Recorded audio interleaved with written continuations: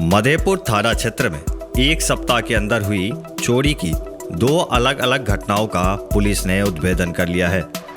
चोरी गई सामानों के साथ 3 चोर को भी गिरफ्तार कर लिया गया।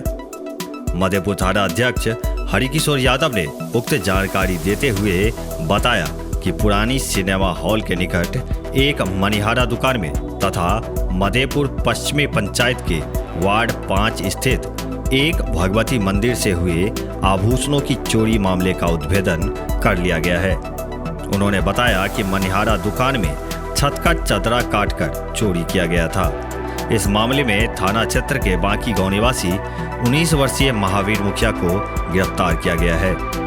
पुलिस ने उसके पास से चोरी गई मनिहारा सामानों की बरामदगी की है। वहीं भगवती मंदिर से माता के आभूषणों की चोरी मामले में मधेपुर पूर्वी पंचायत के वार्ड 11 निवासी 55 वर्षीय प्रकाश राय तथा उसके निशानदेही पर मधेपुर पश्चिमी पंचायत के वार्ड 5 उतरवाड़ी टोला निवासी 50 वर्षीय दिलीप झा को गिरफ्तार किया गया है। प्रकाश राय के पास से मां भगवती की चांदी का मुकुट, लोटकी, कटोरी, गले का हार, चांदी का मोती माला तथा दिलीप झा के पास से सोने का नथिया बरामद किया गया है।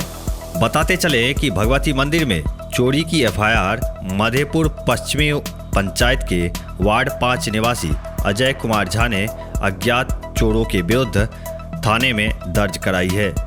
मंदिर में रविवार रात चोरी हुई थी, जबकि मनिहारा दुकान में गुरुवार रात हुई चोरी की एफआईआर मधेपुर पूर्वी पंचायत के वार्ड 15 निवासी पवन कुमार राय की पत्नी नीतू देवी ने अज्ञात चोरों के विरुद्ध दर्ज कराई है। क्षेत्र भर के अन्य ताजा अपडेट के लिए मिथिला 24/7 चैनल को सब्सक्राइब करना न भूलें। धन्यवाद।